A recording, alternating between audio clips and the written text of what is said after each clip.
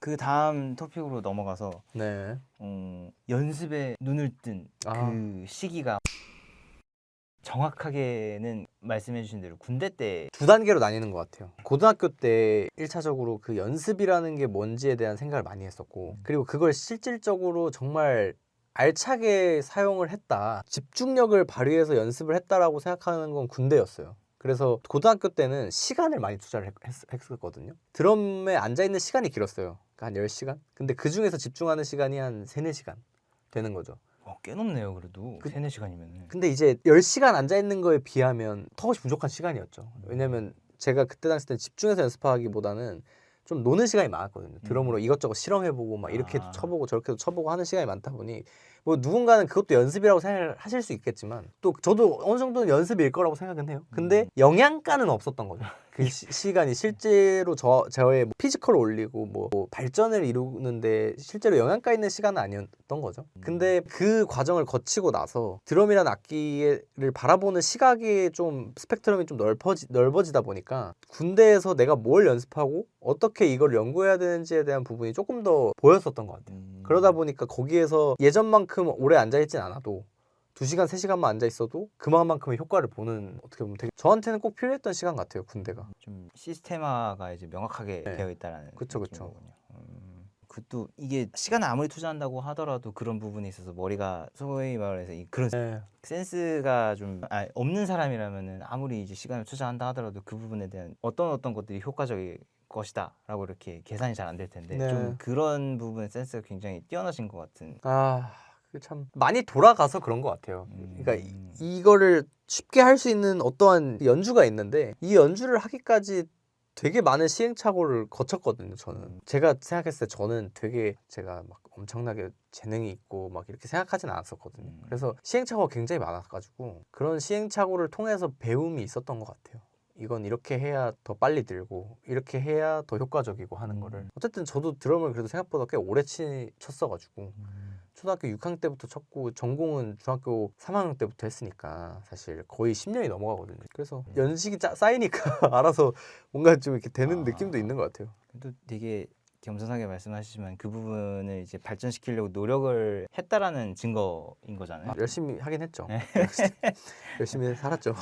알겠습니다. 그럼 또 좀 자연스럽게 다음 토픽으로 넘어가면은 네네네. 이제 컨텐츠 중에 그룹핑 강의가 굉장히 히트를 쳤었잖아요. 그쵸. 그 2,000명 구독자에 감사한 영상으로 제가 올렸던 것 같거든요. 그룹핑에 대한 거를 굉장히 되게 야무지게 얘기를 해주셨는데 그거를 보면서 저는 강의에 대한 재능이 또 있으신 것 같아서 네. 박영훈님 생각하는 그런 강의에 대한 뭐 철학이라든지 아니면 그 방향성적인 부분은 어떤 게 있을까요?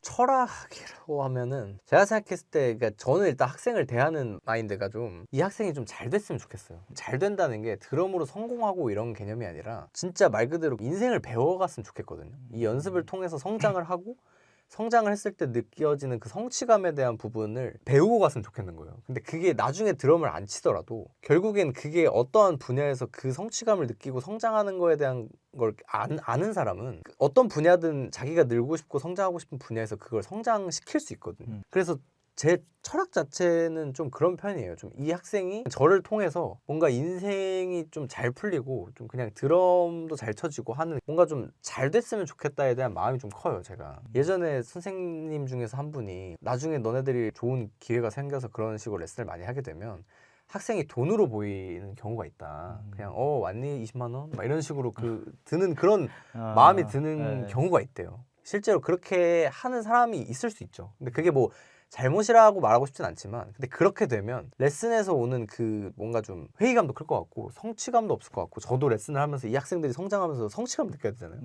근데 그런 게 없어지는 거죠. 그러니까 정말 기계처럼 일하는 거예요. 그렇게 되면. 그래서 그런 걸 조심해야 된다고 말씀을 해주셨어가지고 최대한 그런 부분을 좀 조심하려고 하고 있어요. 이 학생들이 저의 지갑을 채워주는 그런 존재가 아닌 이 학생들이 정말 저를 통해서 뭔가 잘 됐으면 좋겠는 그런 마음이 있는 것 같아요. 이게 좀 솔직히 말하면 좀 되게 가식처럼 보여질 수가 있을 것 같아요. 와, 저 새끼 있는 척 말하네 이렇게 보일 수 있는데 근데 진짜로 그 학생들한테 제가 좀 이런 얘기를 항상 많이 해주거든요.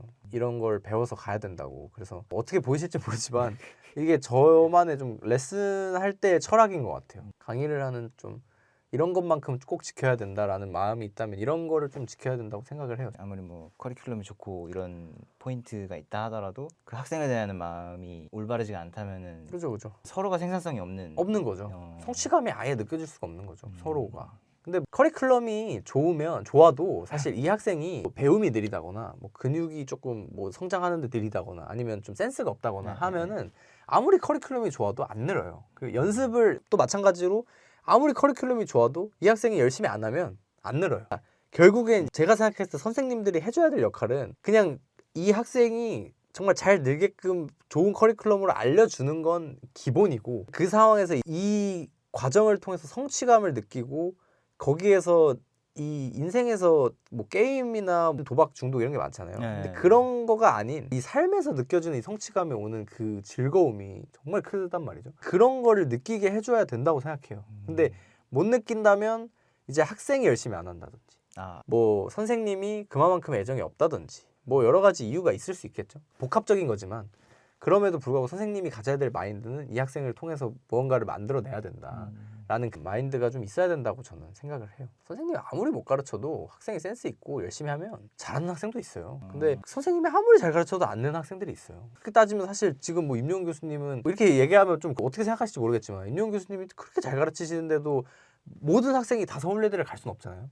그렇죠. 네. 그렇죠. 근데 그렇다고 임용훈 교수님이 열심히 안 가르친다라고 얘기하기는 어렵잖아요. 맞아요. 그렇죠. 그런 개념이 아닌 거예요. 학생을 바라보는 그 선생님으로서의 마인드가 있고 학생도 배우러 가는 사람의 마인드가 있고 그 마인드가 중요한 거죠. 결국 서로가 이제 좀 마인드 딱 맞으면 그때 시너지가 완전히 그냥 터지는 거죠. 근데 이제 그게 스타일에 따라서 그 시너지가 나오는 것 같아요. 확실히. 예전에 뭐 저한테 배우다가 다른 사람한테 갔는데 갑자기 막 엄청 잘해지는 사람도 있고 또 다른 사람한테 배우다가 저한테 왔는데 갑자기 막 엄청 잘해지는 학생들이 있고 이런 거 보면은 그 선생님과의 스타일을 찾아가야 되는 것 같아요. 옛날에 저도 드럼을 배울 때는 이 선생님한테는 배워야 할 부분들이 있고 또 다른 선생님한테도 이렇게 배울 수 있는 부분이 있는데 이 선생님이 자꾸 이 레슨생을 너무 안 놔주는 그런 경우도 있었던 적이 있거든요. 맞아요. 놓아줄 땐 놓아줘야 되고 그리고 그쵸. 품어서 이제 어느 정도까지 만들어줘야 하는 부분이 또 필요할 때가 있잖아요. 맞아요. 그래서 진짜 중요한 것 같아요. 이게 돈으로 보면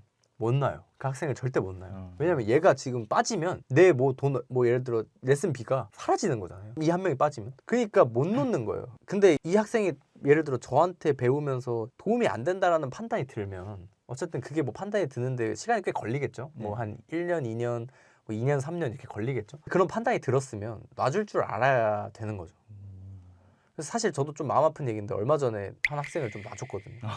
넌 다른 사람한테 너무 최근인데요, 그러면? 네, 아니면 좀 쉬다 오라고. 네, 좀 쉬거나 좀 다른 선생님한테도 한번 배워봐라. 나한테 배우는데 스타일의 문제인지 아니면 너의 문제인지 알 수 없지만 나보다도 더 좋은 방향성을 알려줄 수 있는 선생님이 있을 거다. 그래서 이런 선생님들이 있으니까 한번 또 선생님까지 추천해주면서 한번 가보라고. 그래서 거기서 경험도 해보고 그렇게 했는데도 다시 나를 찾고 싶으면 나한테 와라. 그렇게 했는데도 그래서 얘기를 해줬죠. 그래서 그 학생한테 맞는 방향성을 잘 제시할 수 있는 사람이 좋은 선생님이라고 생각을 하는 것 같아요. 그리고 두 번째가 이제 커리큘럼이죠. 가장 먼저는 이제 사람과 원만한 관계에 그쵸. 대한 그리고 이건 번외긴 한데 네네. 도리어 또 반대로 배우러 다니시는 입장이신 적도 있으셨을까요? 배우러 다닌 적이? 네. 저 완전 많죠. 저는 고등학교 때 저는 레슨을 3명한테 받았어요. 한 번에. 그래서 고등학교 때 그 개인 레슨 선생님이 있었거든요. 네. 근데 그 전공실기 선생님이 있고 방과후 전공실기 선생님이 따로 있었고 그리고 외부에서 기훈이 형한테 레슨 받고 이랬어요. 숙제만 해도 하루가 끝나요. 너무 많아가지고. 그때 기훈님이 그러면 졸업하고 나서인 거예요? 바로 받았어요. 저는 기훈이 형이 20살 되고 이제 레슨생을 모집한다 했을 때 제가 진짜 학교에서 1학년 때 3학년이었던 형들이 있었거든요. 뭐 기훈이 형도 있고 잘은 모르실 수 있지만 뭐 재혁이 형이라든지 준철이 형이라든지 진짜 뭐 성찬이 형이라든지 드럼 잘 치는 형들 정말 많았어요. 이 기훈이 형 세대가 드럼을 진짜 잘 쳤거든요. 또 그 밑에 있는 재영이 형 세대도 드럼을 진짜 잘 쳤어요. 근데 저희가 약간 좀 모자란 기수. 왜요? 그 세대들에 비해서 좀 뒤떨어지는 그런 기수였는데 이건 이제 서실은 다니는 사람들 다 공감할 거예요. 어쨌든 기훈이 형이 그때 저는 드럼을 치는 거 보고 정말 놀랐었거든요. 그래서 기훈이 형이 레슨을 한다고? 그래서 제가 기훈이 형이 그때 첫 번째 제자가 된 거예요. 기훈이 형이 20살 되고 레슨을 시작합니다 하고 땅 했을 때 그럼 저요 하고 간 게 저여가지고 그래서 약간 1호 제자라고 제가 좀 사람들한테 광고하고 다니죠. 제가 1호입니다. 그리고 그런 고등학교 때를 제외하고도 저는 군대 전역하고 나서 레슨 한창 하면서도 레슨도 받으러 가고 그랬어요. 저도 제가 못한다기보다는 좀 안 하는 장르도 공부를 해보고 싶어가지고 레슨도 받으러 가보고 근데 현실에 부딪혀서 좀 내려놨죠. 삶을 이렇게 좀 살다 보니까 예전 고등학교 때 입시 때나 군대 있을 때처럼 연습하기가 진짜 어렵더라고요. 그래서 좀 죄송하다 이렇게 말씀을 드리고 이제 좀 내려놨죠. 그 레슨을 받는 걸. 그 부분에 대해서는 그래도 좀 아쉬우셨겠어요. 많이 아쉽죠. 사실 요즘은 또 진짜 옛날처럼 돌아가서 연습만 해보고 싶다라는 생각도 들어요. 진짜 빠져서 연습하고 싶다라는 생각도 드는데 현실적으로 이게 참 저한테 지금 어쨌든 레슨을 받고 있는 학생들도 있고 그리고 제가 책임져야 될 여러 가지 부분들이 있다 보니까 그런 것들을 생각했을 때는 확실히 좀 어려움은 있죠. 그래도 자신이 이제 배워야 할 것들 아니면은 자신이 개척해 나가야 될 것들 계속 찾아가고 한다는 그것만으로도 좀 의미가 있다고 좋은 것 같습니다. 단순히 이제 어느 정도 자리가 잡았다. 야, 나는 이제 성공을 했다. 이런 식으로 쭉 안정적으로만 가려는 게 아니라 좀 더 내가 부족한 부분을 좀 채워보고 싶다라는 그 생각 자체가 참 되게 리스펙 받아야 할 그런 사상이라고 할까요? 네. 좀 근데 기훈님 1호 제자는 좀 이게 재밌네요. 아, 생각보다. 그죠. 맞아요. 제가 1호 제자입니다, 여러분. 알겠습니다.